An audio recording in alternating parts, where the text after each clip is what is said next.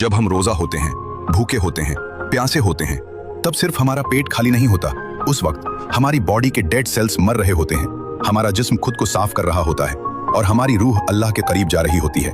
सोचिए, जिस चीज को हम सिर्फ भूख समझते हैं वो असल में एक इलाही सिस्टम है।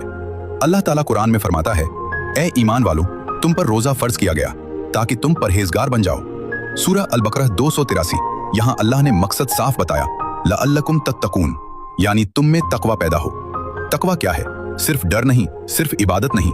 तकवा है खुद पर कंट्रोल, नफ्स पर काबू, अंदर की बगावत को शांत करना।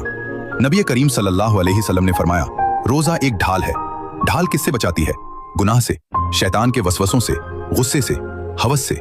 जब इंसान 12 से 16 घंटे तक कुछ नहीं खाता तो जिस्म में एक प्रोसेस शुरू होता है जिसे कहते हैं ऑटोफेजी। रोजा सिर्फ जिस्म नहीं बदलता, दिमाग भी बदलता है। रिसर्च बताती है फोकस इंप्रूव होता है, मेमोरी स्ट्रांग होती है, मेंटल क्लैरिटी बढ़ती है। इसीलिए रमजान में इबादत में दिल ज्यादा लगता है। जब पेट खाली होता है तो रूह की आवाज साफ सुनाई देती है। दिल और सेहत रोजा कोलेस्ट्रॉल कम करता है, ब्लड प्रेशर बैलेंस करता है, इंसुलिन सेंसिटिविटी बेहतर करता है, बॉडी शुगर बर्निंग मोड से फैट बर्निंग मोड में शिफ्ट हो जाती है। मतलब रोजा एक नेचुरल मेटाबॉलिक रीसेट है। रोजा असल में एक ट्रेनिंग है। पानी सामने है लेकिन नहीं पीते, गुस्सा आ रहा है लेकिन चुप रहते हैं, भूख लगी है लेकिन सब्र करते हैं। यही है लअल्लकुम तत्तकून। रोजा हमें जानवर से इंसान बनाता है और इंसान से मोमिन। जब आप भूखे होते हैं तो आपको गरीब की भूख महसूस होती है। जब आप प्यासे होते हैं तो आपको अपनी कमजोरी याद आती है।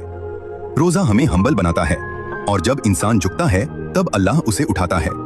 तो अगली बार जब आप रोजा हों और भूख लगे तो याद रखिए, आपके डेड सेल्स मर रहे हैं, आपका जिस्म रिपेयर हो रहा है, आपका दिमाग ट्रेन हो रहा है, आपकी रूह साफ हो रही है।